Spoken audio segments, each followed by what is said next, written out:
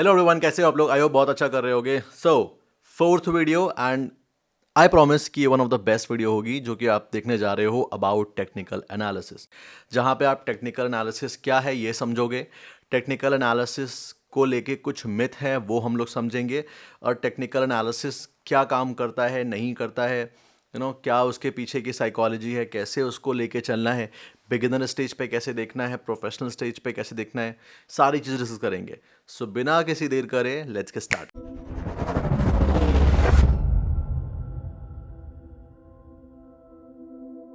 Technical analysis, अब सबसे पहले समझते हैं टेक्निकल एनालिसिस एग्जैक्टली क्या होता है और उसको यूज़ कैसे करा जाता है। देखो, टेक्निकल एनालिसिस एक टाइप का तरीका है, एक एनालिसिस करने का तरीका है जिससे हम लोग ये समझते हैं कि प्राइस जो है चार्ट में जो हमको दिखता है ना, वो निफ्टी का हो, बैंक निफ्टी का हो, वो गोल्ड का हो, फॉरेक्स का हो, क्रिप्टो का हो, किसी भी चीज़ का हो, जहाँ पे प्राइस की स्टडी आती है वहाँ पे हम टेक्निकल एनालिसिस अप्लाई करके प्राइस की स्टडी को समझ सकते हैं। आई होप ये पॉइंट क्लियर हो गया होगा।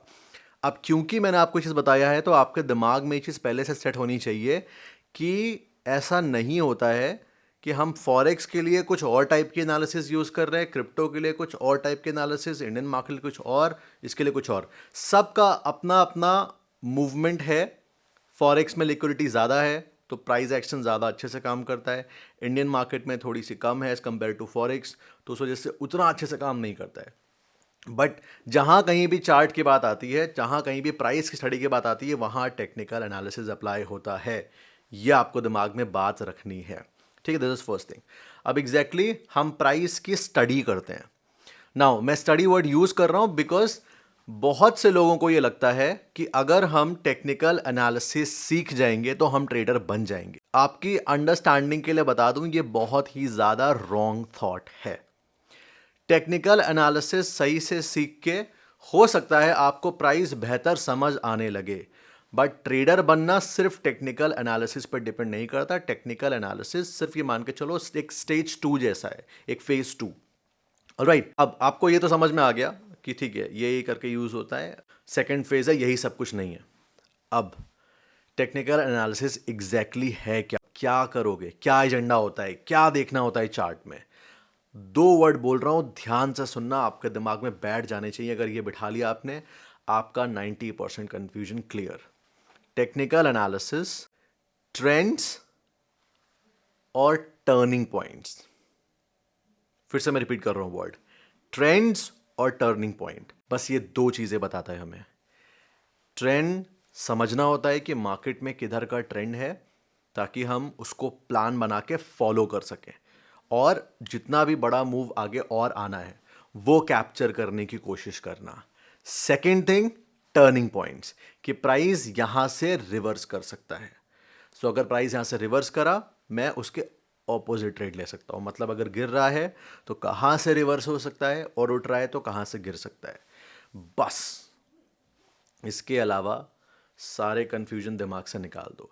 अब जितना जो भी बाहर इतना दुनिया भर का ज्ञान है, वो दुनिया भर का ज्ञान सिर्फ इन दो चीज़ों के लिए ही है, trends and turning points, that's it. तो अगर आपको किसी तरीके से समझ में आ चुका है कि मार्केट में ये ट्रेंड है, और आपको ये समझ में आ गया कि मार्केट ऐसे टर्न होती है, ट्रस्ट मी, इससे ज़्यादा आपको और कुछ सीखने की ज़रूरत नहीं है। जो आपको पता है उसी को पॉलिश करने की ज़रूरत है। पॉलिश एज एन मास्टरी होनी चाहिए आपको उसमें, ताकि आपका उसमें यूनिक स्टाइल आ सके। That's it. आप ये करोगे कैसे? इसको करने के लिए हम पहले थोड़े बेसिक्स में आते हैं, फिर थोड़ा एडवांस में जाएंगे। सपोर्ट रेजिस्टेंस, ये मैंने पहले बताया हुआ है। सपोर्ट रेजिस्टेंस होता है, कैंडल स्टिक्स होती है, यू नो, ट्रेंड कैसे ऑब्जर्व करना है, हायर हाई हायर लोस के बेसिस पे, ये टर्म्स होते हैं। अगर आपको ये सारे वर्ड भी समझ में नहीं आ रहे तो मुझे बता देना कमेंट सेक्शन में, फिर मैं इन पे और डिटेल पे अच्छे बना दूंगा वीडियो। बट खैर, एक दिमाग में पहले क्लैरिटी लेके आते हैं कि हमने मान लो प्राइस एक्शन सीख लिया, फिर उसके बाद बहुत सारे टर्म्स आते हैं कि अभी आपको एसएमसी सीखना है, नो वेक ऑफ थ्योरी सीखना है, ये वो बहुत सारी चीज़ें। मेरी बात बहुत ध्यान से सुनना।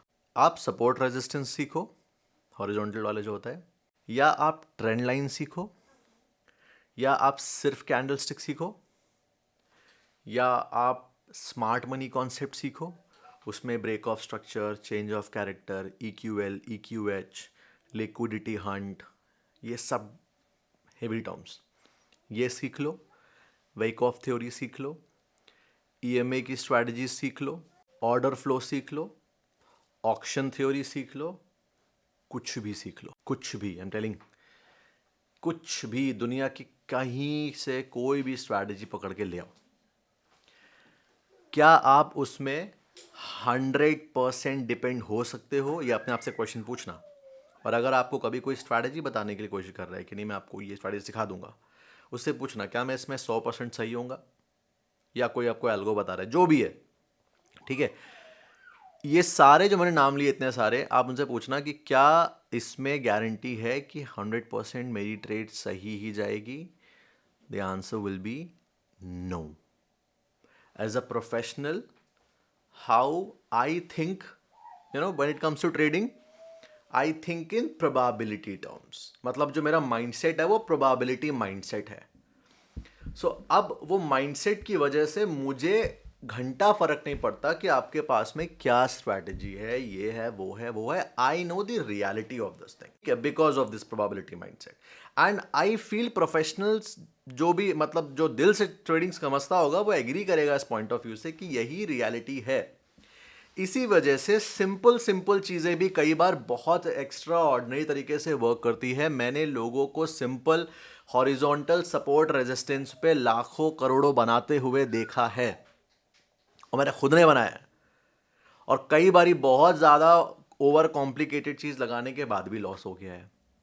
तो कंक्लूजन ये निकल के आता है कि अगर आपने सिंपल चीज़ें भी सीख ली, और अगर आपके पास में, देखो, अगर वो चीज़ काम नहीं करनी होगी, ठीक है, मैं एक एग्जांपल लेता हूँ, डोमिनेंस कैंडल, एक हम स्ट्रैटेजी डिस्कस करते हैं यहाँ पे, ठीक है। डोमिनेंस कैंडल ले लेते हैं और हॉरिजॉन्टल सपोर्ट रेजिस्टेंस हम ले लेते हैं। आई एम श्योर आपको ये आता होगा। अगर नहीं आता है तो मैं नीचे वीडियो का लिंक लगा दे रहा हूं, कैंडल स्टिक वाले दोनों पार्ट लगा दूंगा ताकि आप सीख पाओ, और साथ में सपोर्ट रेजिस्टेंस ड्रॉ कैसे करना है इसका वीडियो भी लगा दे रहा हूं। अगर आपको चाहिए दोबारा बनाओ और क्लैरिटी के साथ में बता देना, वो भी कर दूंगा, कोई प्रॉब्लम नहीं है।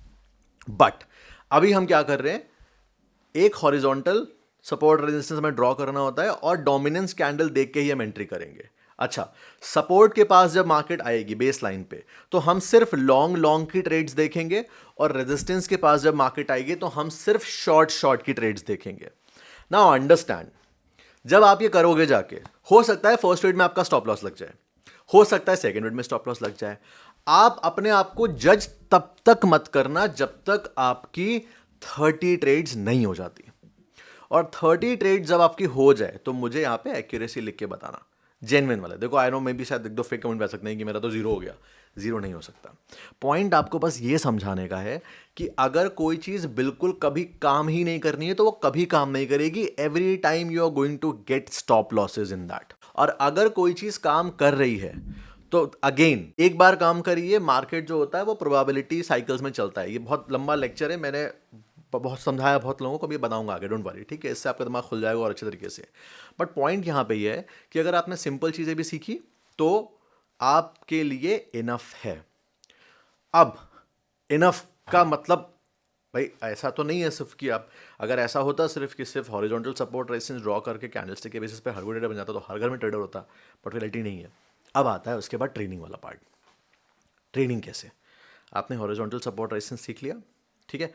वो सीखने के बाद में अब आपका काम क्या है, अपने आप को चैलेंज दो। मैं 1000 ट्रेड से पहले अपने आप को जज नहीं करूँगा।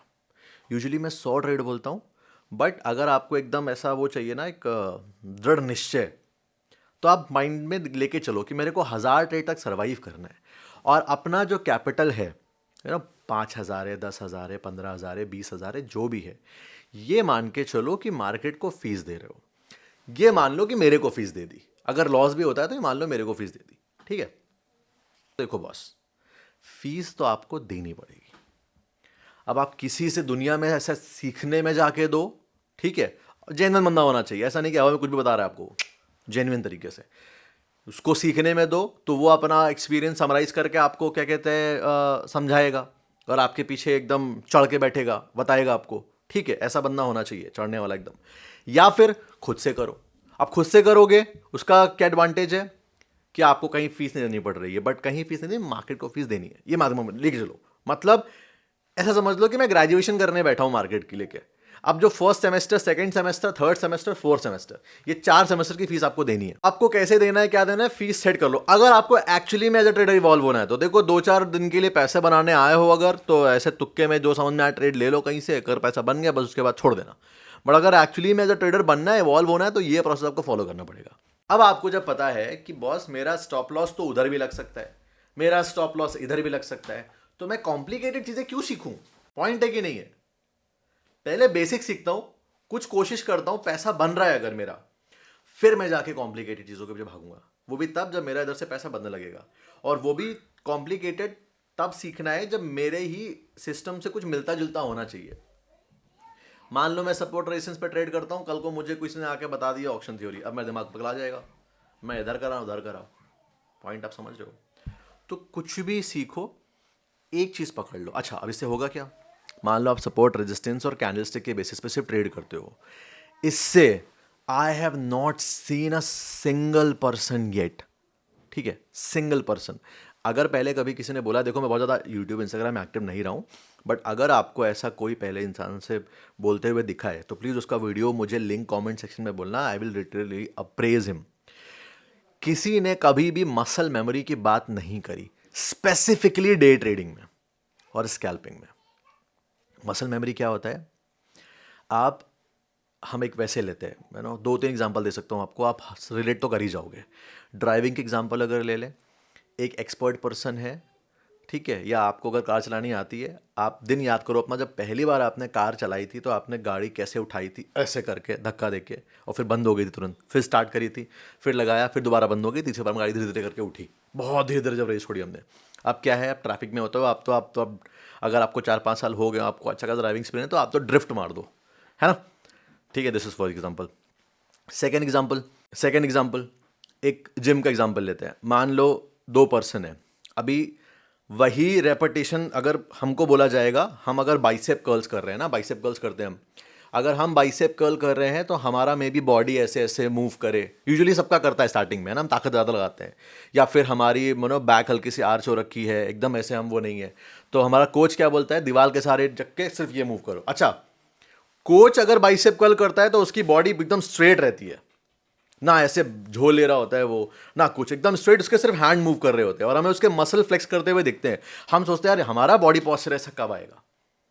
उसकी मसल मेमोरी बन चुकी होती है, उसने इतने रेपिटेशंस लगाए हैं जितने शायद आपको लगाने में 3-4 साल लग जाएंगे। ड्राइविंग की अगर बात करें, आपका फर्स्ट डे और सेकेंड, जो आप अभी जो एकदम विंड डीजल वाले ड्राइवर जो बन गए हो आप, वो कैसे बने आप? वो ऐसे बने कि आपने कोई तगड़ी वाली ट्रेनिंग नहीं ली जाके ड्राइविंग की, वही ड्राइविंग आ गई अब आपको एक बार ही। अब उसके बाद आपका स्किल इतना पॉलिश होता कि आपने इतनी गाड़ी चलाई कि अब आप विंड डीजल बन चुके हो। बस इससे अच्छा एग्जाम्पल नहीं हो सकता समझाने के लिए आपको कि मसल मेमोरी एग्जैक्टली क्या होती है। एक चार्ट जब आप देखते रहते हो तो वही सपोर्ट रेजिस्टेंस है, वही कैंडलस्टिक है, बट आपको समझ में ये आता है कि ओके बॉस, वही सपोर्ट रेजिस्टेंस है, बट इस पर्टिकुलर मार्केट कंडीशन में ये ऐसे काम करता है, इस पर्टिकुलर मार्केट कंडीशन में ऐसे काम करता है। और मार्केट बहुत डायनामिक है, बहुत ज़्यादा डायनामिक, ठीक है। अब इतना जब आपको समझ में आ चुका है, इसके बाद वाले पार्ट में हम सीधा सपोर्ट रेजिस्टेंस और कैंडलस्टिक पे आ जाएंगे। ऑलराइट, सो वीडियो अच्छा लगा है लाइक कर देना। See you in the next one.